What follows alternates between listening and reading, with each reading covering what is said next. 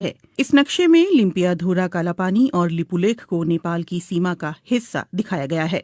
नेपाल की कैबिनेट ने इसे अपना जायज दावा करार देते हुए कहा कि महाकाली यानी शारदा नदी का स्रोत दरअसल लिम्पियाधुरा ही है, जो फिलहाल भारत के उत्तराखंड का हिस्सा है।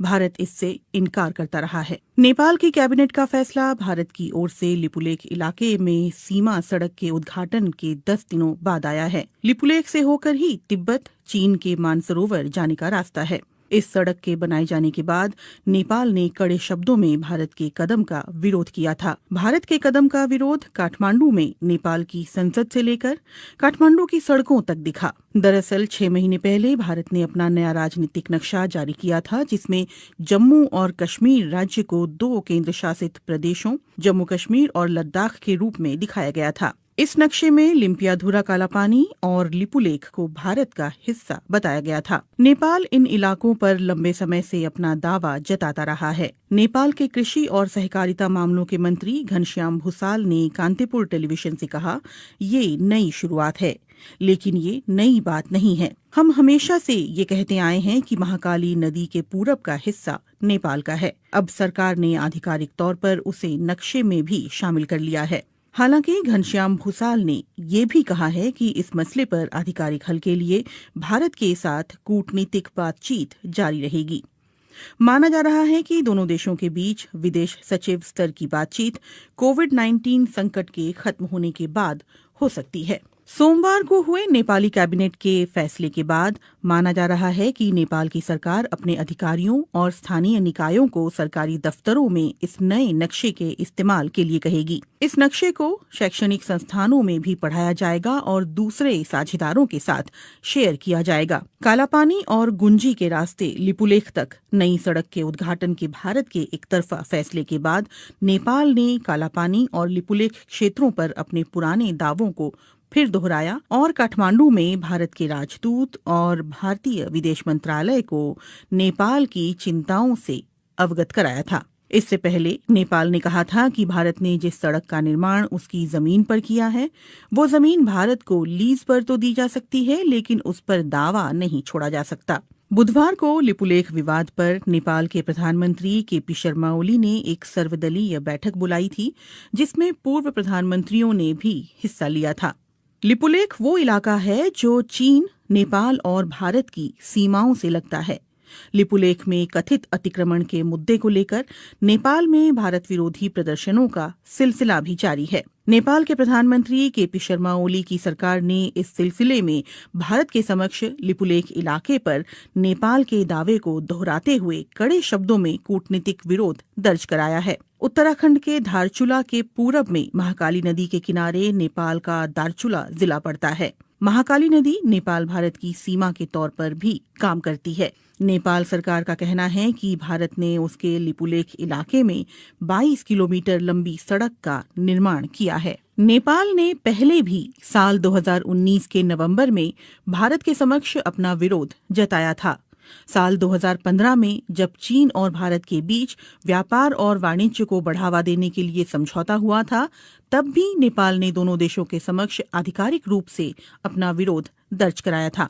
भारत चीन के बीच हुए समझौते को लेकर नेपाल ने पहले भी साल 2019 के नवंबर में भारत के समक्ष अपना विरोध जताया था। साल 2015 में जब चीन और भारत के बीच व्यापार और वाणिज्य को बढ़ावा देने के लिए समझौता हुआ था, तब भी नेपाल ने दोनों देशों के समक्ष आधिकारिक रूप से अपना विरोध दर्ज कराया था। नेपाल का कहना है कि इस समझौते के लिए ना तो भारत ने और ना ही चीन ने उसे भरोसे में लिया, जबकि प्रस्तावित सड़क उसके इलाके से होकर गुजरने वाली थी।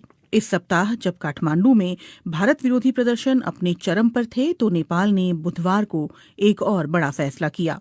उसने पहली बार महाकाली नदी से लगे सीमावर्ती इलाके में आर्म्ड पुलिस फोर्स एपीएफ की एक टीम भेजी है।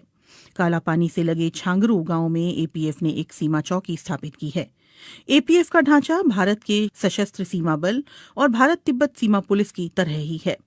साल 1816 में हुई सुगौली की संधि पर दस्तखत के 204 साल बाद नेपाल ने आखिरकार 3 देशों की सीमा से लगने वाले अपने इस इलाके की सुरक्षा के लिए कदम उठाया है। 2 साल तक चले ब्रिटेन नेपाल युद्ध के बाद सुगौली की संधि हुई थी।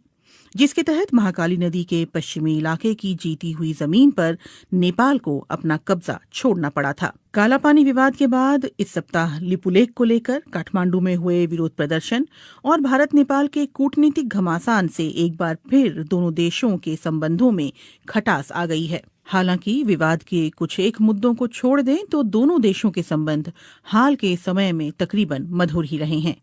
इसी महीने प्रधानमंत्री नरेंद्र मोदी और केपी शर्मा ओली ने कोविड-19 की महामारी के खिलाफ एकजुट रहने की प्रतिबद्धता जताई थी, लेकिन लिपुलेख में भारत के सड़क बनाने की घटना ने कई नेपालियों को नाराज कर दिया है। यहां तक कि प्रधानमंत्री केपी शर्मा ओली को ये स्पष्ट करना पड़ा कि नेपाल अपनी जमीन का 1 इंच भी नहीं छोड़ेगा।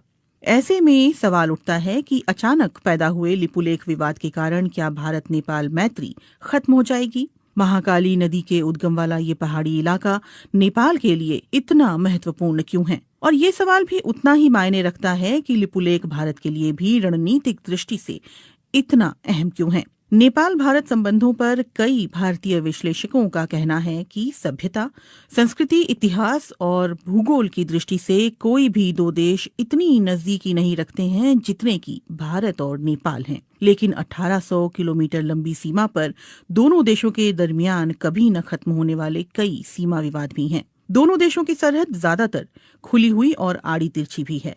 हालांकि अब सीमा पर चौकसी के लिए सुरक्षा बलों की तैनाती बढ़ी है। मुश्किल इस बात को लेकर ज्यादा है कि दोनों देशों की सीमाओं का निर्धारण पूरी तरह से नहीं हो पाया है। महाकाली यानी शारदा और गंडक यानी नारायणी जैसी नदियां दोनों इलाकों में सीमांकन तय करती हैं। वहां मॉनसून के दिनों में आने वाली बाढ़ से तस्वीर बदल जाती है। नदियों का रुख भी साल दर साल बदलता रहता है।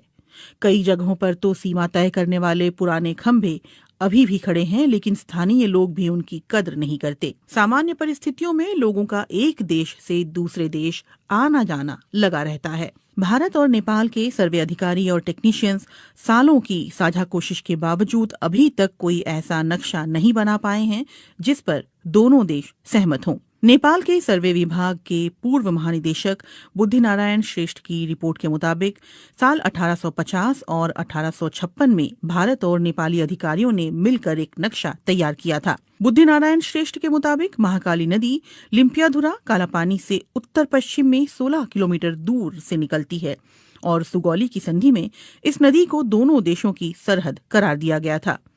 इसलिए इससे साबित होता है कि कालापानी नेपाल का हिस्सा है। लेकिन भारत इन नक्शों को सबूत के तौर पर स्वीकार करने से इनकार करता है। भारतीय पक्ष का कहना है कि इसकी जगह 1875 के नक्शे पर विचार किया जाना चाहिए, जिसमें महाकाली नदी का उद्गम कालापानी के पूर्व में दिखलाया गया था।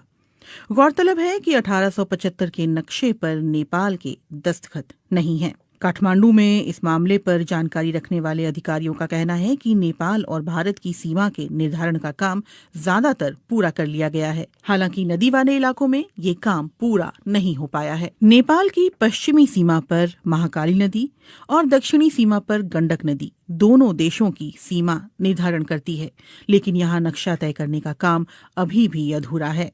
दोनों देशों के सर्वे अधिकारी और टेक्नीशियंस महाकाली और गंडक नदी पर सीमांकन के बिंदुओं के निर्धारण पर सहमत नहीं हो पा रहे हैं, क्योंकि नदियों के बहाव की दिशा बदलती रहती है। इन नदियों का रुख बीते दशकों में लगातार बदलता रहा है। लिपुलेख का विवाद ऐसे ही इलाके से जुड़ा हुआ है। नेपाल का कहना रहा है कि लिपुलेख पर्वत महाकाली नदी के पूर्व में स्थित है, जिसकी वजह से कुदरती तौर पर ये इलाका नेपाल का हिस्सा बन जाता है। और ये बात सुगौली की संधि में भी साफ तौर पर कही गई है। एनसाइक्लोपीडिया ब्रिटानिका के अनुसार सुगौली की संधि से ब्रिटेन नेपाल युद्ध की औपचारिक तौर पर समाप्ति हुई थी। संधि की शर्तों के तहत नेपाल ने तराई के विवादास्पद इलाके और महाकाली नदी के पश्चिम में सतलुज नदी के किनारे तक जीती हुई जमीन पर अपना दावा छोड़ दिया था। अगर सुगौली की संधि ये स्पष्ट रूप से कहती है कि महाकाली नदी का पूर्व का इलाका नेपाल का है, तो फिर समस्या कहाँ है? नेपाली इतिहासकारों और सर्वे अधिकारियों का कहना है कि दोनों देशों के बीच गलतफहमी इस बात को लेकर है कि महाकाली नदी का उद्गम स्थल कहाँ है, और विवाद की जड़ यही है। इसीलिए सवाल उठता है कि महाकाली नदी कहाँ से निकलती है, लिम्पियाधुरा की पहाड़ियों से या फिर लिपुलेख से। गुंजी गांव के पास जहां लिपुलेख जाने वाली सीमा सड़क बीते शुक्रवार खोली गई थी, वहां दो छोटी नदियां आकर मिलती है। एक धारा दक्षिण पूर्व के लिम्पियाधुरा की पहाड़ियों से निकलकर आती है, तो दूसरी धारा दक्षिण में लिपुलेख से आती है। नेपाल के विशेषज्ञ और अधिकारियों का कहना है कि महाकाली नदी लिम्पियाधुरा से निकलकर उत्तर पश्चिम में भारत के उत्तराखंड की ओर बढ़ती है, लेकिन इसके ठीक उलट भारतीय पक्ष का कहना है कि महाकाली नदी का रुख नेपाल की ओर उत्तर पूर्व में है। उनका कहना है कि लिपुलेख से निकलने वाली जलधारा ही दरअसल महाकाली नदी का स्रोत है और इसी से दोनों पड़ोसी देशों की सीमाओं का निर्धारण होता है। 8 मई को लिपुलेख के लिए सड़क मार्ग खोले जाने के बाद आई नेपाल की कड़ी प्रतिक्रिया पर भारत ने इस फैसले का बचाव करते हुए कहा कि किसी भी नेपाली क्षेत्र का अतिक्रमण नहीं किया गया है और ये सीमा सड़क कैलाश मानसरोवर की पारंपरिक धार्मिक यात्रा के रूट पर ही बनाई गई है।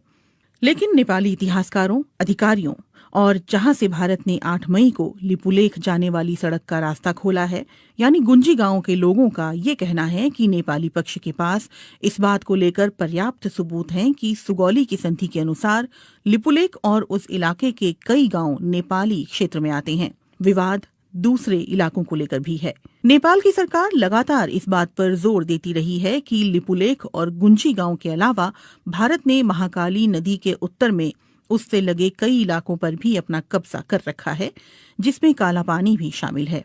कालापानी में भारत चीन युद्ध के दौरान 1950 में आईटीबीपी ने अपनी चौकी स्थापित की थी। इसके अलावा सुदूर पश्चिम में स्थित लिम्पियाधुरा को लेकर भी दोनों देशों के बीच विवाद है। वहीं नेपाल की राष्ट्रीय राजनीति में 3 दशक से भी ज्यादा समय से महाकाली कालापानी का मुद्दा उठता रहा है। नेपाल के सर्वे विभाग के अधिकारियों का कहना है कि लिपुलेख और कालापानी हिमालय क्षेत्र के सुदूर इलाके हैं जहां पहुंचना बहुत मुश्किल है और वहां कोई इंसानी आबादी नहीं रहती। यही वजह है कि नेपाल ने वहां सीमा सुरक्षा चौकी स्थापित नहीं की। अधिकारी ये भी कहते हैं कि सुगौली की संधि के अलावा नेपाल के पास और भी सबूत हैं, जिनमें संधि पर दस्तखत से पहले ब्रितानी अधिकारियों को लिखी चिट्ठी और उस दौर के दस्तावेज शामिल हैं। नेपाल कालापानी और गुंजी के स्थानीय लोगों की मालगुजारी रसीद और नेपाली मतदाता होने का पहचान पत्र भी सबूत के तौर पर दिखा रहा है। इसके अलावा साल 1908 में मानसरोवर की यात्रा करने वाले भारतीय संत योगी भगवान श्रीहंस और 30 और 40 के दशक में वहां जाने वाले स्वामी प्रणवानंद ने भी अपने यात्रा संस्मरणों में लिपुलेख के दक्षिण में छांगरू गांव में नेपाली सुरक्षा कर्मियों की मौजूदगी के बारे में विस्तार से लिखा है। कई नेपाली अधिकारियों और पत्रकारों ने बीते दशकों में कालापानी की यात्रा के बाद वहां के स्थानीय लोगों के पास मौजूद उनके नेपाली दस्तावेज इकट्ठा किए हैं। इनमें लिपुलेख से लगे गुंजी गांव और कालापानी के आसपास के गांव भी शामिल हैं। भारत नेपाल के दावे को खारिज करता रहा है। काठमांडू में भारतीय दूतावास और उसके विदेश मंत्रालय ने अपनी तरफ से माहौल शांत करने की कोशिश करते हुए कहा है कि दोनों देशों के विदेश सचिव स्तर की वार्ता में इन मुद्दों पर बात की जाएगी। नेपाल में संसद से सड़क तक भारत विरोधी नारे गूंज रहे हैं और इसके बावजूद कालापानी और लिपुलेख को लेकर दोनों देशों के बीच छिड़ा विवाद सुलझता हुआ नहीं दिख रहा। नेपाल की कैबिनेट ने एक अहम फैसले में नेपाल का नया राजनीतिक नक्शा जारी किया है। इस नक्शे में लिम्पियाधुरा कालापानी और लिपुलेख को नेपाल की सीमा का हिस्सा दिखाया गया है। नेपाल की कैबिनेट ने इसे अपना जायज दावा करार देते हुए कहा कि महाकाली यानी शारदा नदी का स्रोत दरअसल लिम्पियाधुरा ही है, जो फिलहाल भारत के उत्तराखंड का हिस्सा है। भारत इससे इनकार करता रहा है। नेपाल की कैबिनेट का फैसला भारत की ओर से लिपुलेख इलाके में सीमा सड़क के उद्घाटन के 10 दिनों बाद आया है। लिपुलेख से होकर ही तिब्बत, चीन के मानसरोवर जाने का रास्ता है। इस सड़क के बनाए जाने के बाद नेपाल ने कड़े शब्दों में भारत के कदम का विरोध किया था। भारत के कदम का विरोध काठमांडू में नेपाल की संसद से लेकर काठमांडू की सड़कों तक दिखा। दरअसल 6 महीने पहले भारत ने अपना नया राजनीतिक नक्शा जारी किया था, जिसमें जम्मू और कश्मीर राज्य को 2 केंद्र शासित प्रदेशों जम्मू कश्मीर और लद्दाख के रूप में दिखाया गया था। इस नक्शे में लिम्पियाधुरा कालापानी और लिपुलेख को भारत का हिस्सा बताया गया था। नेपाल इन इलाकों पर लंबे समय से अपना दावा जताता रहा है। नेपाल के कृषि और सहकारिता मामलों के मंत्री घनश्याम भूसाल ने कांतिपुर टेलीविजन से कहा, ये नई शुरुआत है, लेकिन ये नई बात नहीं है। हम हमेशा से ये कहते आए हैं कि महाकाली नदी के पूरब का हिस्सा नेपाल का है। अब सरकार ने आधिकारिक तौर पर उसे नक्शे में भी शामिल कर लिया है। हालांकि घनश्याम भूसाल ने ये भी कहा है कि इस मसले पर आधिकारिक हल के लिए भारत के साथ कूटनीतिक बातचीत जारी रहेगी। माना जा रहा है कि दोनों देशों के बीच विदेश सचिव स्तर की बातचीत कोविड-19 संकट के खत्म होने के बाद हो सकती है। सोमवार को हुए नेपाली कैबिनेट के फैसले के बाद माना जा रहा है कि नेपाल की सरकार अपने अधिकारियों और स्थानीय निकायों को सरकारी दफ्तरों में इस नए नक्शे के इस्तेमाल के लिए कहेगी। इस नक्शे को शैक्षणिक संस्थानों में भी पढ़ाया जाएगा और दूसरे साझेदारों के साथ शेयर किया जाएगा। कालापानी और गुंजी के रास्ते लिपुलेख तक नई सड़क के उद्घाटन के भारत के एकतरफा फैसले के बाद नेपाल ने कालापानी और लिपुलेख क्षेत्रों पर अपने पुराने दावों को फिर दोहराया और काठमांडू में भारत के राजदूत और भारतीय विदेश मंत्रालय को नेपाल की चिंताओं से अवगत कराया था। इससे पहले नेपाल ने कहा था कि भारत ने जिस सड़क का निर्माण उसकी जमीन पर किया है, वो जमीन भारत को लीज पर तो दी जा सकती है, लेकिन उस पर दावा नहीं छोड़ा जा सकता। बुधवार को लिपुलेख विवाद पर नेपाल के प्रधानमंत्री केपी शर्मा ओली ने एक सर्वदलीय बैठक बुलाई थी, जिसमें पूर्व प्रधानमंत्रियों ने भी हिस्सा लिया था। लिपुलेख वो इलाका है जो चीन, नेपाल और भारत की सीमाओं से लगता है। लिपुलेख में कथित अतिक्रमण के मुद्दे को लेकर नेपाल में भारत विरोधी प्रदर्शनों का सिलसिला भी जारी है। नेपाल के प्रधानमंत्री केपी शर्मा ओली की सरकार ने इस सिलसिले में भारत के समक्ष लिपुलेख इलाके पर नेपाल के दावे को दोहराते हुए कड़े शब्दों में कूटनीतिक विरोध दर्ज कराया है। उत्तराखंड के धारचूला के पूरब में महाकाली नदी के किनारे नेपाल का दारचूला जिला पड़ता है। महाकाली नदी नेपाल भारत की सीमा के तौर पर भी काम करती है। नेपाल सरकार का कहना है कि भारत ने उसके लिपुलेख इलाके में 22 किलोमीटर लंबी सड़क का निर्माण किया है। नेपाल ने पहले भी साल 2019 के नवंबर में भारत के समक्ष अपना विरोध जताया था। साल 2015 में जब चीन और भारत के बीच व्यापार और वाणिज्य को बढ़ावा देने के लिए समझौता हुआ था, तब भी नेपाल ने दोनों देशों के समक्ष आधिकारिक रूप से अपना विरोध दर्ज कराया था। भारत चीन के बीच हुए समझौते को लेकर नेपाल ने पहले भी साल 2019 के नवंबर में भारत के समक्ष अपना विरोध जताया था। साल 2015 में जब चीन और भारत के बीच व्यापार और वाणिज्य को बढ़ावा देने के लिए समझौता हुआ था, तब भी नेपाल ने दोनों देशों के समक्ष आधिकारिक रूप से अपना विरोध दर्ज कराया था। नेपाल का कहना है कि इस समझौते के लिए ना तो भारत ने और ना ही चीन ने उसे भरोसे में लिया, जबकि प्रस्तावित सड़क उसके इलाके से होकर गुजरने वाली थी। इस सप्ताह जब काठमांडू में भारत विरोधी प्रदर्शन अपने चरम पर थे, तो नेपाल ने बुधवार को एक और बड़ा फैसला किया। उसने पहली बार महाकाली नदी से लगे सीमावर्ती इलाके में आर्म्ड पुलिस फोर्स एपीएफ की एक टीम भेजी है। कालापानी से लगे छांगरू गांव में एपीएफ ने एक सीमा चौकी स्थापित की है। एपीएफ का ढांचा भारत के सशस्त्र सीमा बल और भारत तिब्बत सीमा पुलिस की तरह ही है। साल 1816 में हुई सुगौली की संधि पर दस्तखत के 204 साल बाद नेपाल ने आखिरकार 3 देशों की सीमा से लगने वाले अपने इस इलाके की सुरक्षा के लिए कदम उठाया है। 2 साल तक चले ब्रिटेन नेपाल युद्ध के बाद सुगौली की संधि हुई थी, जिसके तहत महाकाली नदी के पश्चिमी इलाके की जीती हुई जमीन पर नेपाल को अपना कब्जा छोड़ना पड़ा था। कालापानी विवाद के बाद इस सप्ताह लिपुलेख को लेकर काठमांडू में हुए विरोध प्रदर्शन और भारत नेपाल के कूटनीतिक घमासान से एक बार फिर दोनों देशों के संबंधों में खटास आ गई है। हालांकि विवाद के कुछ एक मुद्दों को छोड़ दें तो दोनों देशों के संबंध हाल के समय में तकरीबन मधुर ही रहे हैं। इसी महीने प्रधानमंत्री नरेंद्र मोदी और केपी शर्मा ओली ने कोविड-19 की महामारी के खिलाफ एकजुट रहने की प्रतिबद्धता जताई थी, लेकिन लिपुलेख में भारत के सड़क बनाने की घटना ने कई नेपालियों को नाराज कर दिया है। यहां तक कि प्रधानमंत्री केपी शर्मा ओली को ये स्पष्ट करना पड़ा कि नेपाल अपनी जमीन का 1 इंच भी नहीं छोड़ेगा।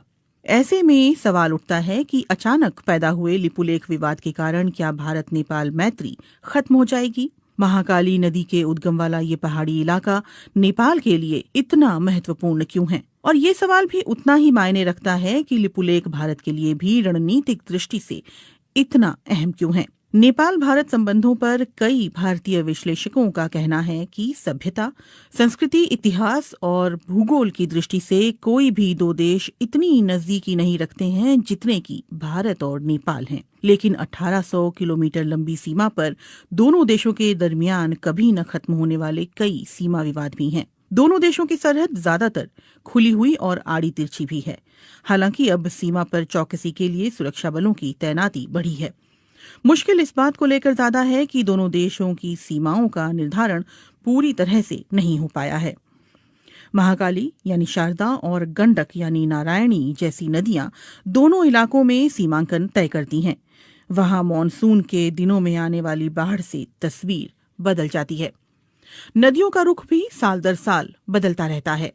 कई जगहों पर तो सीमा तय करने वाले पुराने खंभे अभी भी खड़े हैं, लेकिन स्थानीय लोग भी उनकी कद्र नहीं करते। सामान्य परिस्थितियों में लोगों का एक देश से दूसरे देश आना जाना लगा रहता है। भारत और नेपाल के सर्वे अधिकारी और टेक्नीशियंस सालों की साझा कोशिश के बावजूद अभी तक कोई ऐसा नक्शा नहीं बना पाए हैं जिस पर दोनों देश सहमत हों। नेपाल के सर्वे विभाग के पूर्व महानिदेशक बुद्धिनारायण श्रेष्ठ की रिपोर्ट के मुताबिक साल 1850 और 1856 में भारत और नेपाली अधिकारियों ने मिलकर एक नक्शा तैयार किया था। बुद्धिनारायण श्रेष्ठ के मुताबिक महाकाली नदी लिम्पियाधुरा कालापानी से उत्तर पश्चिम में 16 किलोमीटर दूर से निकलती है और सुगौली की संधि में इस नदी को दोनों देशों की सरहद करार दिया गया था। इसलिए इससे साबित होता है कि कालापानी नेपाल का हिस्सा है। लेकिन भारत इन नक्शों को सबूत के तौर पर स्वीकार करने से इनकार करता है। भारतीय पक्ष का कहना है कि इसकी जगह 1875 के नक्शे पर विचार किया जाना चाहिए, जिसमें महाकाली नदी का उद्गम कालापानी के पूर्व में दिखलाया गया था। गौरतलब है कि 1875 के नक्शे पर नेपाल के दस्तखत नहीं हैं। काठमांडू में इस मामले पर जानकारी रखने वाले अधिकारियों का कहना है कि नेपाल और भारत की सीमा के निर्धारण का काम ज्यादातर पूरा कर लिया गया है। हालांकि नदी वाले इलाकों में ये काम पूरा नहीं हो पाया है। नेपाल की पश्चिमी सीमा पर महाकाली नदी और दक्षिणी सीमा पर गंडक नदी दोनों देशों की सीमा निर्धारण करती है, लेकिन यहाँ नक्शा तय करने का काम अभी भी अधूरा है। दोनों देशों के सर्वे अधिकारी और टेक्नीशियंस महाकाली और गंडक नदी पर सीमांकन के बिंदुओं के निर्धारण पर सहमत नहीं हो पा रहे हैं, क्योंकि नदियों के बहाव की दिशा बदलती रहती है। इन नदियों का रुख बीते दशकों में लगातार बदलता रहा है। लिपुलेख का विवाद ऐसे ही इलाके से जुड़ा हुआ है। नेपाल का कहना रहा है कि लिपुलेख पर्वत महाकाली नदी के पूर्व में स्थित है, जिसकी वजह से कुदरती तौर पर ये इलाका नेपाल का हिस्सा बन जाता है। और ये बात सुगौली की संधि में भी साफ तौर पर कही गई है। एनसाइक्लोपीडिया ब्रिटानिका के अनुसार सुगौली की संधि से ब्रिटेन नेपाल युद्ध की औपचारिक तौर पर समाप्ति हुई थी। संधि की शर्तों के तहत नेपाल ने तराई के विवादास्पद इलाके और महाकाली नदी के पश्चिम में सतलुज नदी के किनारे तक जीती हुई जमीन पर अपना दावा छोड़ दिया था। अगर सुगौली की संधि ये स्पष्ट रूप से कहती है कि महाकाली नदी का पूर्व का इलाका नेपाल का है, तो फिर समस्या कहाँ है? नेपाली इतिहासकारों और सर्वे अधिकारियों का कहना है कि दोनों देशों के बीच गलतफहमी इस बात को लेकर है कि महाकाली नदी का उद्गम स्थल कहाँ है, और विवाद की जड़ यही है। इसीलिए सवाल उठता है कि महाकाली नदी कहाँ से निकलती है, लिम्पियाधुरा की पहाड़ियों से या फिर लिपुलेख से? गुंजी गांव के पास जहां लिपुलेख जाने वाली सीमा सड़क बीते शुक्रवार खोली गई थी, वहां दो छोटी नदियां आकर मिलती है। एक धारा दक्षिण पूर्व के लिम्पियाधुरा की पहाड़ियों से निकलकर आती है, तो दूसरी धारा दक्षिण में लिपुलेख से आती है। नेपाल के विशेषज्ञ और अधिकारियों का कहना है कि महाकाली नदी लिम्पियाधुरा से निकलकर उत्तर पश्चिम में भारत के उत्तराखंड की ओर बढ़ती है, लेकिन इसके ठीक उलट भारतीय पक्ष का कहना है कि महाकाली नदी का रुख नेपाल की ओर उत्तर पूर्व में है। उनका कहना है कि लिपुलेख से निकलने वाली जलधारा ही दरअसल महाकाली नदी का स्रोत है और इसी से दोनों पड़ोसी देशों की सीमाओं का निर्धारण होता है।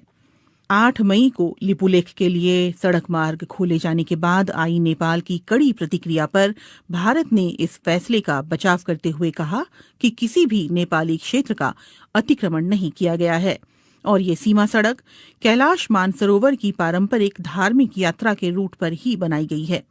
लेकिन नेपाली इतिहासकारों, अधिकारियों और जहां से भारत ने 8 मई को लिपुलेख जाने वाली सड़क का रास्ता खोला है, यानी गुंजी गांव के लोगों का ये कहना है कि नेपाली पक्ष के पास इस बात को लेकर पर्याप्त सबूत हैं कि सुगौली की संधि के अनुसार लिपुलेख और उस इलाके के कई गांव नेपाली क्षेत्र में आते हैं। विवाद दूसरे इलाकों को लेकर भी है। नेपाल की सरकार लगातार इस बात पर जोर देती रही है कि लिपुलेख और गुंजी गांव के अलावा भारत ने महाकाली नदी के उत्तर में उससे लगे कई इलाकों पर भी अपना कब्जा कर रखा है, जिसमें कालापानी भी शामिल है।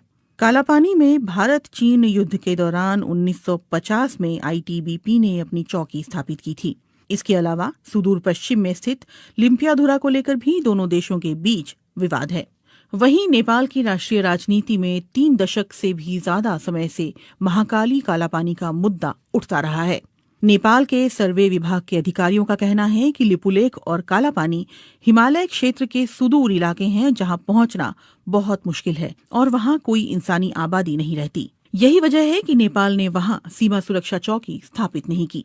अधिकारी ये भी कहते हैं कि सुगौली की संधि के अलावा नेपाल के पास और भी सबूत हैं, जिनमें संधि पर दस्तखत से पहले ब्रितानी अधिकारियों को लिखी चिट्ठी और उस दौर के दस्तावेज शामिल हैं। नेपाल कालापानी और गुंजी के स्थानीय लोगों की मालगुजारी रसीद और नेपाली मतदाता होने का पहचान पत्र भी सबूत के तौर पर दिखा रहा है।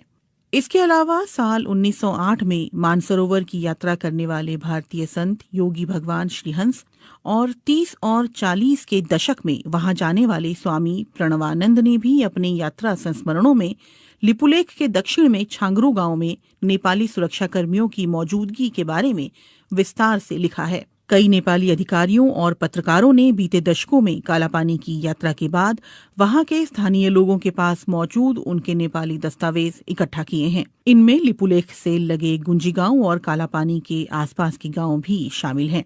भारत नेपाल के दावे को खारिज करता रहा है। काठमांडू में भारतीय दूतावास और उसके विदेश मंत्रालय ने अपनी तरफ से माहौल शांत करने की कोशिश करते हुए कहा है कि दोनों देशों के विदेश सचिव स्तर की वार्ता में इन मुद्दों पर बात की जाएगी। नेपाल में संसद से सड़क तक भारत विरोधी नारे गूंज रहे हैं और इसके बावजूद कालापानी और लिपुलेख को लेकर दोनों देशों के बीच छिड़ा विवाद सुलझता हुआ नहीं दिख रहा। नेपाल की कैबिनेट ने एक अहम फैसले में नेपाल का नया राजनीतिक नक्शा जारी किया है। इस नक्शे में लिम्पियाधुरा कालापानी और लिपुलेख को नेपाल की सीमा का हिस्सा दिखाया गया है। नेपाल की कैबिनेट ने इसे अपना जायज दावा करार देते हुए कहा कि महाकाली यानी शारदा नदी का स्रोत दरअसल लिम्पियाधुरा ही है, जो फिलहाल भारत के उत्तराखंड का हिस्सा है। भारत इससे इनकार करता रहा है। नेपाल की कैबिनेट का फैसला भारत की ओर से लिपुलेख इलाके में सीमा सड़क के उद्घाटन के 10 दिनों बाद आया है। लिपुलेख से होकर ही तिब्बत चीन के मानसरोवर जाने का रास्ता है।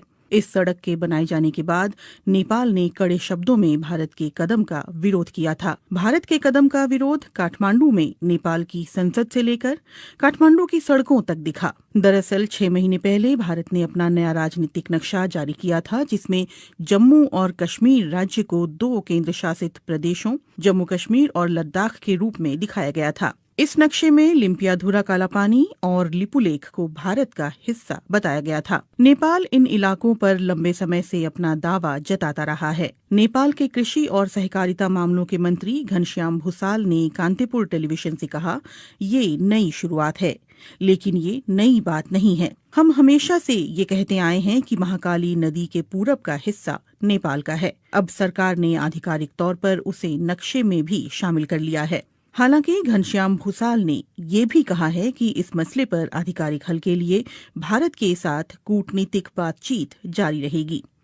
माना जा रहा है कि दोनों देशों के बीच विदेश सचिव स्तर की बातचीत कोविड-19 संकट के खत्म होने के बाद हो सकती है। सोमवार को हुए नेपाली कैबिनेट के फैसले के बाद माना जा रहा है कि नेपाल की सरकार अपने अधिकारियों और स्थानीय निकायों को सरकारी दफ्तरों में इस नए नक्शे के इस्तेमाल के लिए कहेगी। इस नक्शे को शैक्षणिक संस्थानों में भी पढ़ाया जाएगा और दूसरे साझेदारों के साथ शेयर किया जाएगा। कालापानी और गुंजी के रास्ते लिपुलेख तक नई सड़क के उद्घाटन के भारत के एक तरफा फैसले के बाद नेपाल ने कालापानी और लिपुलेख क्षेत्रों पर अपने पुराने दावों को फिर दोहराया और काठमांडू में भारत के राजदूत और भारतीय विदेश मंत्रालय को नेपाल की चिंताओं से अवगत कराया था। इससे पहले नेपाल ने कहा था कि भारत ने जिस सड़क का निर्माण उसकी जमीन पर किया है वो जमीन भारत को लीज पर तो दी जा सकती है, लेकिन उस पर दावा नहीं छोड़ा जा सकता। बुधवार को लिपुलेख विवाद पर नेपाल के प्रधानमंत्री केपी शर्मा ओली ने एक सर्वदलीय बैठक बुलाई थी, जिसमें पूर्व प्रधानमंत्रियों ने भी हिस्सा लिया था। लिपुलेख वो इलाका है जो चीन, नेपाल और भारत की सीमाओं से लगता है। लिपुलेख में कथित अतिक्रमण के मुद्दे को लेकर नेपाल में भारत विरोधी प्रदर्शनों का सिलसिला भी जारी है। नेपाल के प्रधानमंत्री केपी शर्मा ओली की सरकार ने इस सिलसिले में भारत के समक्ष लिपुलेख इलाके पर नेपाल के दावे को दोहराते हुए कड़े शब्दों में कूटनीतिक विरोध दर्ज कराया है। उत्तराखंड के धारचूला के पूरब में महाकाली नदी के किनारे नेपाल का दारचूला जिला पड़ता है। महाकाली नदी नेपाल भारत की सीमा के तौर पर भी काम करती है। नेपाल सरकार का कहना है कि भारत ने उसके लिपुलेख इलाके में 22 किलोमीटर लंबी सड़क का निर्माण किया है। नेपाल ने पहले भी साल 2019 के नवंबर में भारत के समक्ष अपना विरोध जताया था। साल 2015 में जब चीन और भारत के बीच व्यापार और वाणिज्य को बढ़ावा देने के लिए समझौता हुआ था, तब भी नेपाल ने दोनों देशों के समक्ष आधिकारिक रूप से अपना विरोध दर्ज कराया था। भारत चीन के बीच हुए समझौते को लेकर नेपाल ने पहले भी साल 2019 के नवंबर में भारत के समक्ष अपना विरोध जताया था। साल 2015 में जब चीन और भारत के बीच व्यापार और वाणिज्य को बढ़ावा देने के लिए समझौता हुआ था, तब भी नेपाल ने दोनों देशों के समक्ष आधिकारिक रूप से अपना विरोध दर्ज कराया था। नेपाल का कहना है कि इस समझौते के लिए ना तो भारत ने और ना ही चीन ने उसे भरोसे में लिया, जबकि प्रस्तावित सड़क उसके इलाके से होकर गुजरने वाली थी। इस सप्ताह जब काठमांडू में भारत विरोधी प्रदर्शन अपने चरम पर थे, तो नेपाल ने बुधवार को एक और बड़ा फैसला किया। उसने पहली बार महाकाली नदी से लगे सीमावर्ती इलाके में आर्म्ड पुलिस फोर्स एपीएफ की एक टीम भेजी है। कालापानी से लगे छांगरू गांव में एपीएफ ने एक सीमा चौकी स्थापित की है। एपीएफ का ढांचा भारत के सशस्त्र सीमा बल और भारत तिब्बत सीमा पुलिस की तरह ही है। साल 1816 में हुई सुगौली की संधि पर दस्तखत के 204 साल बाद नेपाल ने आखिरकार 3 देशों की सीमा से लगने वाले अपने इस इलाके की सुरक्षा के लिए कदम उठाया है। 2 साल तक चले ब्रिटेन नेपाल युद्ध के बाद सुगौली की संधि हुई थी, जिसके तहत महाकाली नदी के पश्चिमी इलाके की जीती हुई जमीन पर नेपाल को अपना कब्जा छोड़ना पड़ा था। कालापानी विवाद के बाद इस सप्ताह लिपुलेख को लेकर काठमांडू में हुए विरोध प्रदर्शन और भारत नेपाल के कूटनीतिक घमासान से एक बार फिर दोनों देशों के संबंधों में खटास आ गई है। हालांकि विवाद के कुछ एक मुद्दों को छोड़ दें तो दोनों देशों के संबंध हाल के समय में तकरीबन मधुर ही रहे हैं। इसी महीने प्रधानमंत्री नरेंद्र मोदी और केपी शर्मा ओली ने कोविड-19 की महामारी के खिलाफ एकजुट रहने की प्रतिबद्धता जताई थी, लेकिन लिपुलेख में भारत के सड़क बनाने की घटना ने कई नेपालियों को नाराज कर दिया है। यहां तक कि प्रधानमंत्री केपी शर्मा ओली को ये स्पष्ट करना पड़ा कि नेपाल अपनी जमीन का 1 इंच भी नहीं छोड़ेगा। ऐसे में सवाल उठता है कि अचानक पैदा हुए लिपुलेख विवाद के कारण क्या भारत नेपाल मैत्री खत्म हो जाएगी? महाकाली नदी के उद्गम वाला ये पहाड़ी इलाका नेपाल के लिए इतना महत्वपूर्ण क्यों है? और ये सवाल भी उतना ही मायने रखता है कि लिपुलेख भारत के लिए भी रणनीतिक दृष्टि से इतना अहम क्यों है? नेपाल भारत संबंधों पर कई भारतीय विश्लेषकों का कहना है कि सभ्यता, संस्कृति, इतिहास और भूगोल की दृष्टि से कोई भी 2 देश इतनी नजदीकी नहीं रखते हैं जितने कि भारत और नेपाल हैं। लेकिन 1800 किलोमीटर लंबी सीमा पर दोनों देशों के दरमियान कभी न खत्म होने वाले कई सीमा विवाद भी हैं। दोनों देशों की सरहद ज्यादातर खुली हुई और आड़ी तिरछी भी है। हालांकि अब सीमा पर चौकसी के लिए सुरक्षा बलों की तैनाती बढ़ी है। मुश्किल इस बात को लेकर ज्यादा है कि दोनों देशों की सीमाओं का निर्धारण पूरी तरह से नहीं हो पाया है। महाकाली यानी शारदा और गंडक यानी नारायणी जैसी नदियां दोनों इलाकों में सीमांकन तय करती हैं। वहां मॉनसून के दिनों में आने वाली बाढ़ से तस्वीर बदल जाती है। नदियों का रुख भी साल दर साल बदलता रहता है। कई जगहों पर तो सीमा तय करने वाले पुराने खंभे अभी भी खड़े हैं, लेकिन स्थानीय लोग भी उनकी कद्र नहीं करते। सामान्य परिस्थितियों में लोगों का एक देश से दूसरे देश आना जाना लगा रहता है। भारत और नेपाल के सर्वे अधिकारी और टेक्नीशियंस सालों की साझा कोशिश के बावजूद अभी तक कोई ऐसा नक्शा नहीं बना पाए हैं जिस पर दोनों देश सहमत हों। नेपाल के सर्वे विभाग के पूर्व महानिदेशक बुद्धिनारायण श्रेष्ठ की रिपोर्ट के मुताबिक साल 1850 और 1856 में भारत और नेपाली अधिकारियों ने मिलकर एक नक्शा तैयार किया था। बुद्धिनारायण श्रेष्ठ के मुताबिक महाकाली नदी लिम्पियाधुरा कालापानी से उत्तर पश्चिम में 16 किलोमीटर दूर से निकलती है और सुगौली की संधि में इस नदी को दोनों देशों की सरहद करार दिया गया था। इसलिए इससे साबित होता है कि कालापानी नेपाल का हिस्सा है। लेकिन भारत इन नक्शों को सबूत के तौर पर स्वीकार करने से इनकार करता है। भारतीय पक्ष का कहना है कि इसकी जगह 1875 के नक्शे पर विचार किया जाना चाहिए, जिसमें महाकाली नदी का उद्गम कालापानी के पूर्व में दिखलाया गया था। गौरतलब है कि 1875 के नक्शे पर नेपाल के दस्तखत नहीं हैं। काठमांडू में इस मामले पर जानकारी रखने वाले अधिकारियों का कहना है कि नेपाल और भारत की सीमा के निर्धारण का काम ज्यादातर पूरा कर लिया गया है। हालांकि नदी वाले इलाकों में ये काम पूरा नहीं हो पाया है। नेपाल की पश्चिमी सीमा पर महाकाली नदी और दक्षिणी सीमा पर गंडक नदी दोनों देशों की सीमा निर्धारण करती है, लेकिन यहाँ नक्शा तय करने का काम अभी भी अधूरा है। दोनों देशों के सर्वे अधिकारी और टेक्नीशियंस महाकाली और गंडक नदी पर सीमांकन के बिंदुओं के निर्धारण पर सहमत नहीं हो पा रहे हैं, क्योंकि नदियों के बहाव की दिशा बदलती रहती है। इन नदियों का रुख बीते दशकों में लगातार बदलता रहा है। लिपुलेख का विवाद ऐसे ही इलाके से जुड़ा हुआ है। नेपाल का कहना रहा है कि लिपुलेख पर्वत महाकाली नदी के पूर्व में स्थित है, जिसकी वजह से कुदरती तौर पर ये इलाका नेपाल का हिस्सा बन जाता है, और ये बात सुगौली की संधि में भी साफ तौर पर कही गई है।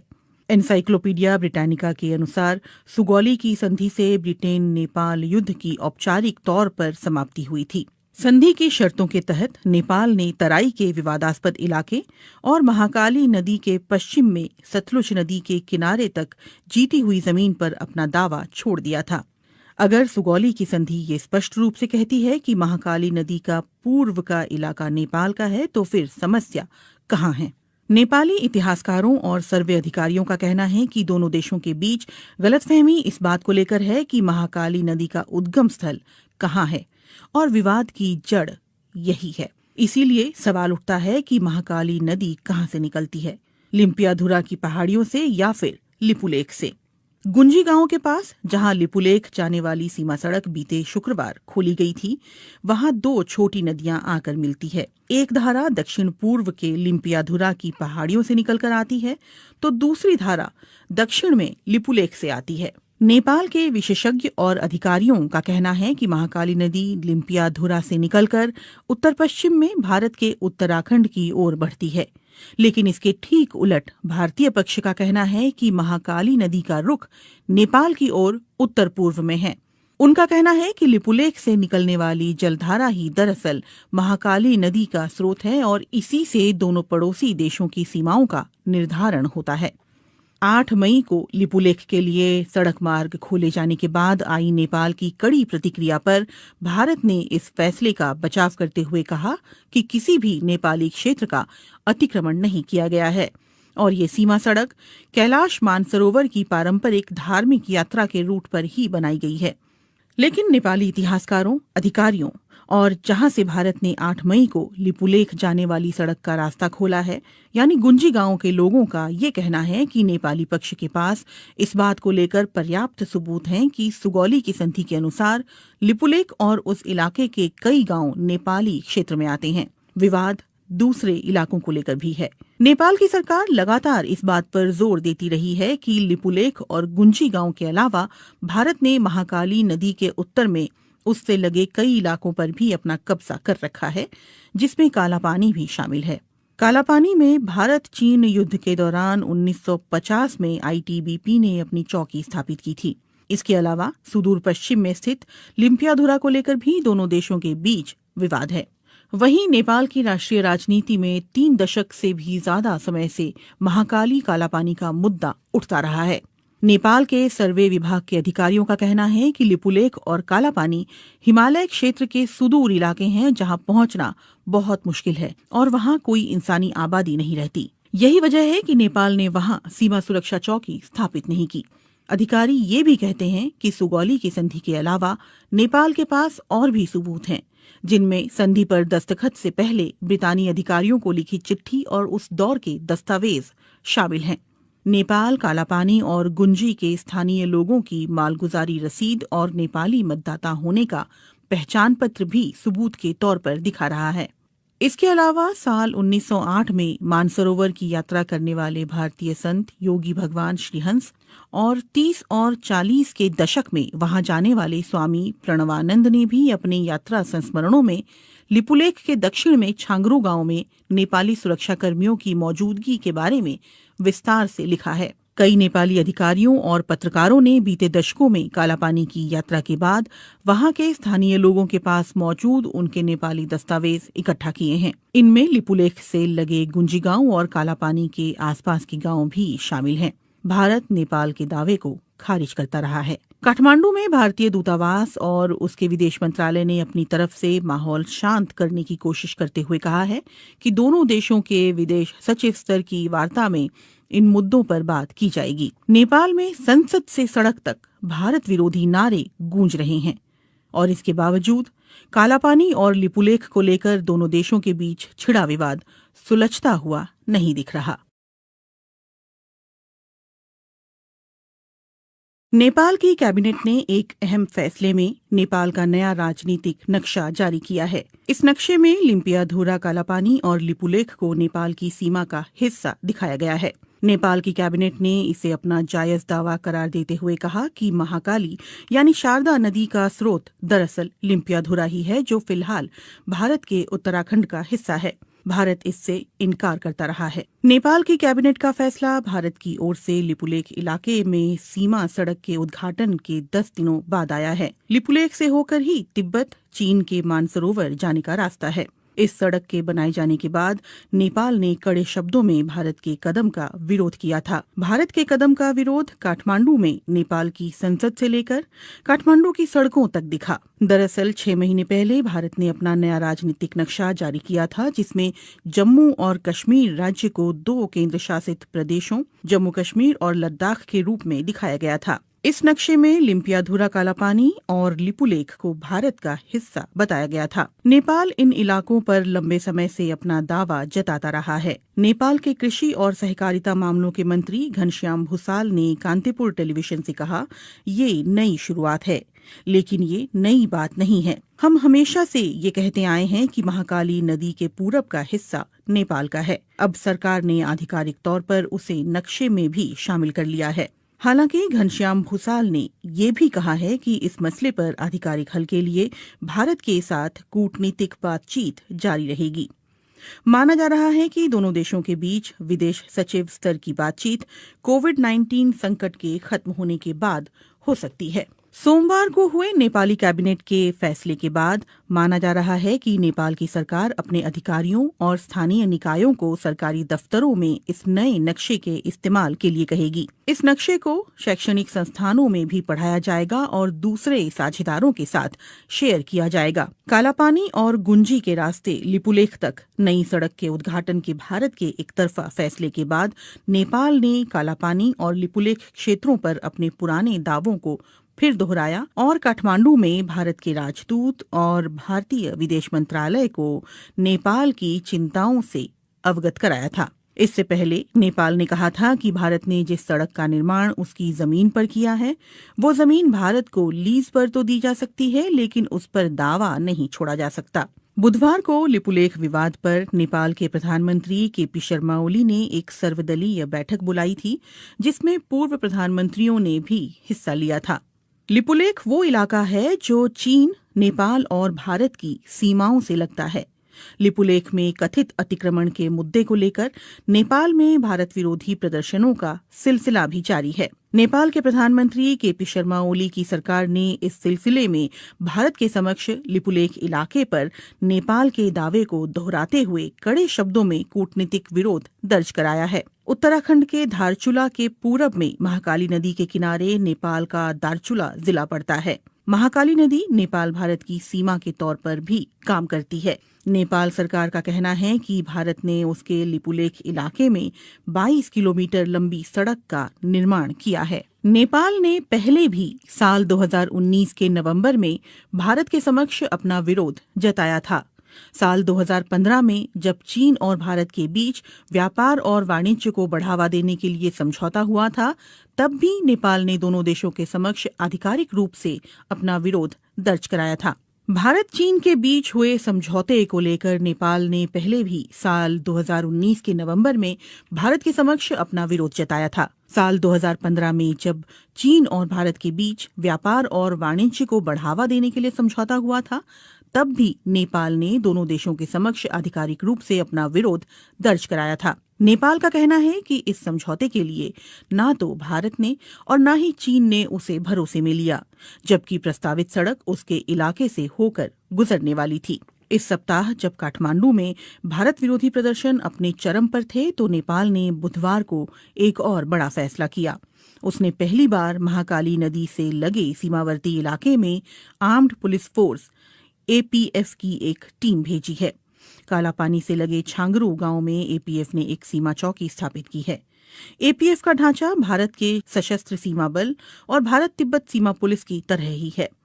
साल 1816 में हुई सुगौली की संधि पर दस्तखत के 204 साल बाद नेपाल ने आखिरकार 3 देशों की सीमा से लगने वाले अपने इस इलाके की सुरक्षा के लिए कदम उठाया है। 2 साल तक चले ब्रिटेन नेपाल युद्ध के बाद सुगौली की संधि हुई थी, जिसके तहत महाकाली नदी के पश्चिमी इलाके की जीती हुई जमीन पर नेपाल को अपना कब्जा छोड़ना पड़ा था। कालापानी विवाद के बाद इस सप्ताह लिपुलेख को लेकर काठमांडू में हुए विरोध प्रदर्शन और भारत नेपाल के कूटनीतिक घमासान से एक बार फिर दोनों देशों के संबंधों में खटास आ गई है। हालांकि विवाद के कुछ एक मुद्दों को छोड़ दें तो दोनों देशों के संबंध हाल के समय में तकरीबन मधुर ही रहे हैं।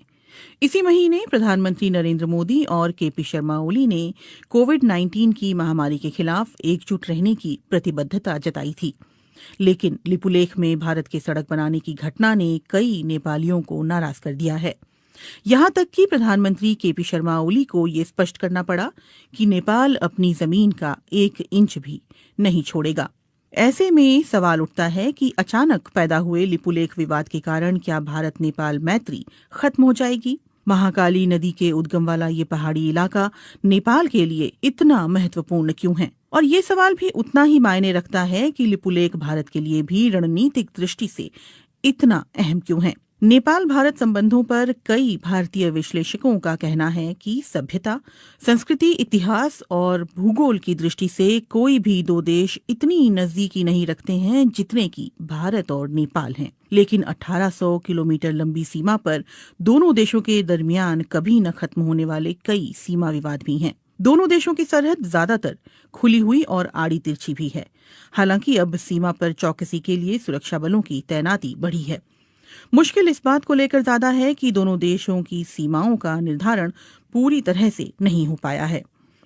महाकाली यानी शारदा और गंडक यानी नारायणी जैसी नदियां दोनों इलाकों में सीमांकन तय करती हैं। वहां मॉनसून के दिनों में आने वाली बाढ़ से तस्वीर बदल जाती है। नदियों का रुख भी साल दर साल बदलता रहता है। कई जगहों पर तो सीमा तय करने वाले पुराने खंभे अभी भी खड़े हैं, लेकिन स्थानीय लोग भी उनकी कद्र नहीं करते। सामान्य परिस्थितियों में लोगों का एक देश से दूसरे देश आना जाना लगा रहता है। भारत और नेपाल के सर्वे अधिकारी और टेक्नीशियंस सालों की साझा कोशिश के बावजूद अभी तक कोई ऐसा नक्शा नहीं बना पाए हैं जिस पर दोनों देश सहमत हों। नेपाल के सर्वे विभाग के पूर्व महानिदेशक बुद्धिनारायण श्रेष्ठ की रिपोर्ट के मुताबिक साल 1850 और 1856 में भारत और नेपाली अधिकारियों ने मिलकर एक नक्शा तैयार किया था। बुद्धिनारायण श्रेष्ठ के मुताबिक महाकाली नदी लिम्पियाधुरा कालापानी से उत्तर पश्चिम में 16 किलोमीटर दूर से निकलती है और सुगौली की संधि में इस नदी को दोनों देशों की सरहद करार दिया गया था। इसलिए इससे साबित होता है कि कालापानी नेपाल का हिस्सा है। लेकिन भारत इन नक्शों को सबूत के तौर पर स्वीकार करने से इनकार करता है। भारतीय पक्ष का कहना है कि इसकी जगह 1875 के नक्शे पर विचार किया जाना चाहिए, जिसमें महाकाली नदी का उद्गम कालापानी के पूर्व में दिखलाया गया था। गौरतलब है कि 1875 के नक्शे पर नेपाल के दस्तखत नहीं हैं। काठमांडू में इस मामले पर जानकारी रखने वाले अधिकारियों का कहना है कि नेपाल और भारत की सीमा के निर्धारण का काम ज्यादातर पूरा कर लिया गया है। हालांकि नदी वाले इलाकों में ये काम पूरा नहीं हो पाया है। नेपाल की पश्चिमी सीमा पर महाकाली नदी और दक्षिणी सीमा पर गंडक नदी दोनों देशों की सीमा निर्धारण करती है, लेकिन यहाँ नक्शा तय करने का काम अभी भी अधूरा है। दोनों देशों के सर्वे अधिकारी और टेक्नीशियंस महाकाली और गंडक नदी पर सीमांकन के बिंदुओं के निर्धारण पर सहमत नहीं हो पा रहे हैं, क्योंकि नदियों के बहाव की दिशा बदलती रहती है। इन नदियों का रुख बीते दशकों में लगातार बदलता रहा है। लिपुलेख का विवाद ऐसे ही इलाके से जुड़ा हुआ है। नेपाल का कहना रहा है कि लिपुलेख पर्वत महाकाली नदी के पूर्व में स्थित है, जिसकी वजह से कुदरती तौर पर ये इलाका नेपाल का हिस्सा बन जाता है और ये बात सुगौली की संधि में भी साफ तौर पर कही गई है। एनसाइक्लोपीडिया ब्रिटानिका के अनुसार सुगौली की संधि से ब्रिटेन नेपाल युद्ध की औपचारिक तौर पर समाप्ति हुई थी। संधि की शर्तों के तहत नेपाल ने तराई के विवादास्पद इलाके और महाकाली नदी के पश्चिम में सतलुज नदी के किनारे तक जीती हुई जमीन पर अपना दावा छोड़ दिया था। अगर सुगौली की संधि ये स्पष्ट रूप से कहती है कि महाकाली नदी का पूर्व का इलाका नेपाल का है, तो फिर समस्या कहाँ है? नेपाली इतिहासकारों और सर्वे अधिकारियों का कहना है कि दोनों देशों के बीच गलतफहमी इस बात को लेकर है कि महाकाली नदी का उद्गम स्थल कहाँ है और विवाद की जड़ यही है। इसीलिए सवाल उठता है कि महाकाली नदी कहाँ से निकलती है, लिम्पियाधुरा की पहाड़ियों से या फिर लिपुलेख से? गुंजी गांव के पास जहां लिपुलेख जाने वाली सीमा सड़क बीते शुक्रवार खोली गई थी, वहां दो छोटी नदियां आकर मिलती है। एक धारा दक्षिण पूर्व के लिम्पियाधुरा की पहाड़ियों से निकलकर आती है, तो दूसरी धारा दक्षिण में लिपुलेख से आती है। नेपाल के विशेषज्ञ और अधिकारियों का कहना है कि महाकाली नदी लिम्पियाधुरा से निकलकर उत्तर पश्चिम में भारत के उत्तराखंड की ओर बढ़ती है, लेकिन इसके ठीक उलट भारतीय पक्ष का कहना है कि महाकाली नदी का रुख नेपाल की ओर उत्तर पूर्व में है। उनका कहना है कि लिपुलेख से निकलने वाली जलधारा ही दरअसल महाकाली नदी का स्रोत है और इसी से दोनों पड़ोसी देशों की सीमाओं का निर्धारण होता है। 8 मई को लिपुलेख के लिए सड़क मार्ग खोले जाने के बाद आई नेपाल की कड़ी प्रतिक्रिया पर भारत ने इस फैसले का बचाव करते हुए कहा कि किसी भी नेपाली क्षेत्र का अतिक्रमण नहीं किया गया है और ये सीमा सड़क कैलाश मानसरोवर की पारंपरिक धार्मिक यात्रा के रूट पर ही बनाई गई है।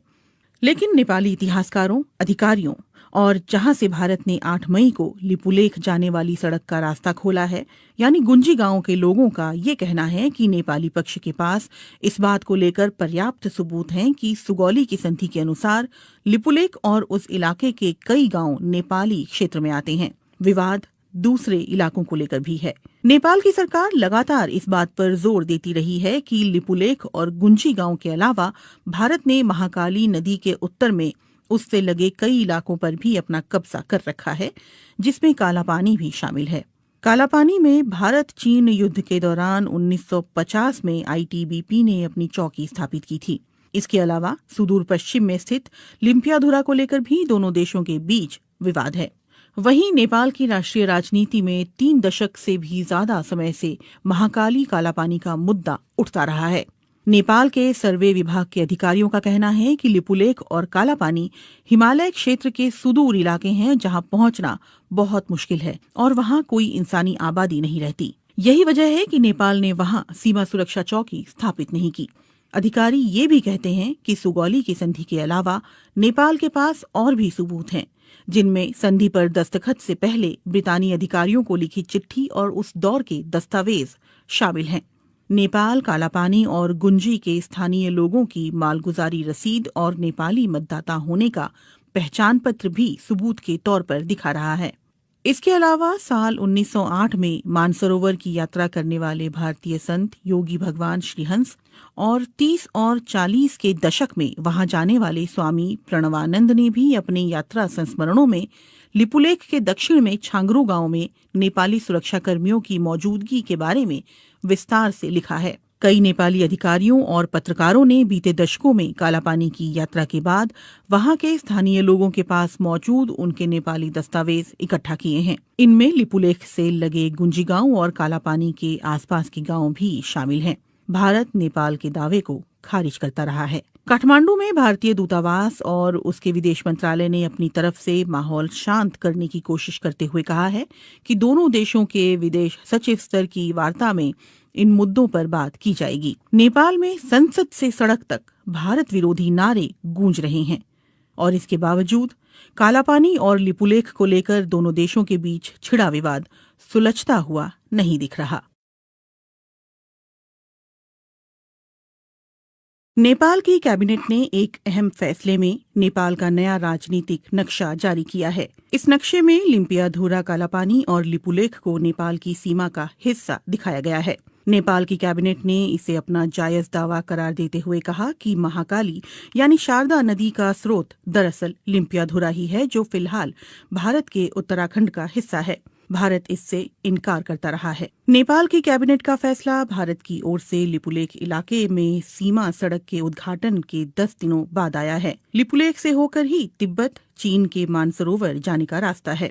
इस सड़क के बनाए जाने के बाद नेपाल ने कड़े शब्दों में भारत के कदम का विरोध किया था। भारत के कदम का विरोध काठमांडू में नेपाल की संसद से लेकर काठमांडू की सड़कों तक दिखा। दरअसल 6 महीने पहले भारत ने अपना नया राजनीतिक नक्शा जारी किया था, जिसमें जम्मू और कश्मीर राज्य को 2 केंद्र शासित प्रदेशों जम्मू कश्मीर और लद्दाख के रूप में दिखाया गया था। इस नक्शे में लिम्पियाधुरा कालापानी और लिपुलेख को भारत का हिस्सा बताया गया था। नेपाल इन इलाकों पर लंबे समय से अपना दावा जताता रहा है। नेपाल के कृषि और सहकारिता मामलों के मंत्री घनश्याम भूसाल ने कांतिपुर टेलीविजन से कहा, ये नई शुरुआत है, लेकिन ये नई बात नहीं है। हम हमेशा से ये कहते आए हैं कि महाकाली नदी के पूरब का हिस्सा नेपाल का है। अब सरकार ने आधिकारिक तौर पर उसे नक्शे में भी शामिल कर लिया है।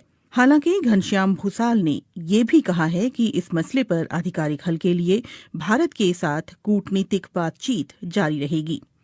माना जा रहा है कि दोनों देशों के बीच विदेश सचिव स्तर की बातचीत कोविड-19 संकट के खत्म होने के बाद हो सकती है। सोमवार को हुए नेपाली कैबिनेट के फैसले के बाद माना जा रहा है कि नेपाल की सरकार अपने अधिकारियों और स्थानीय निकायों को सरकारी दफ्तरों में इस नए नक्शे के इस्तेमाल के लिए कहेगी। इस नक्शे को शैक्षणिक संस्थानों में भी पढ़ाया जाएगा और दूसरे साझेदारों के साथ शेयर किया जाएगा। कालापानी और गुंजी के रास्ते लिपुलेख तक नई सड़क के उद्घाटन के भारत के एकतरफा फैसले के बाद नेपाल ने कालापानी और लिपुलेख क्षेत्रों पर अपने पुराने दावों को फिर दोहराया और काठमांडू में भारत के राजदूत